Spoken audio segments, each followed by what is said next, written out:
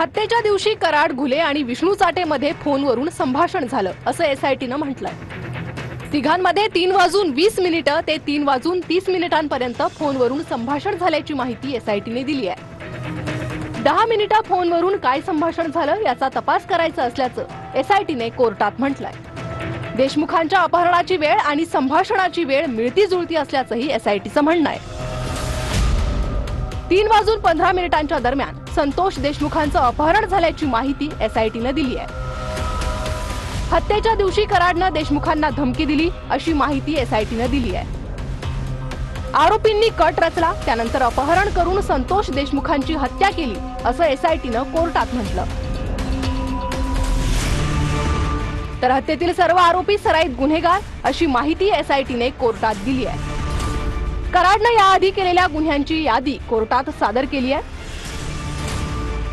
कराडवर मकोका का लावला याच्यासाठी गुन्ह्यांची यादी पोलिसांनी सादर केली आहे। संतोष देशमुख हत्या प्रकरण संघटित गुन्हेगारीतून या संदर्भातले पुरावे पोलिसांनी सादर केले। कृष्णा आंधळे फरार, त्याला लपवण्यासाठी आरोपींनी मदत केली का हे तपासायचं असल्याचंही एसआयटीनं सांगितलंय। आरोपी कराड, घुले, चाटेमध्ये काय संबंध आहेत हे तपासायचं असल्याचा युक्तिवाद सरकारी वकिलांनी केला।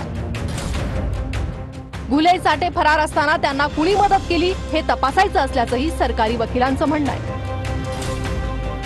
तर कराडची परदेशात काही संपत्ती आहे का ते देखील तपासायचं असल्याचा युक्तिवाद सरकारी वकिलांनी कोर्टात केलाय।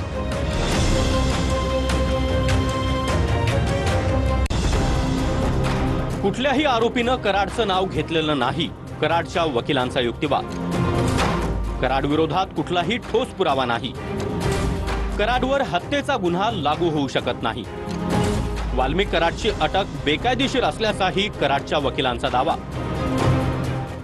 कराडचे वकील सिद्धेश्वर ठोंबरेंचा व्हिडिओ कॉन्फरन्सिंगद्वारे युक्तिवाद।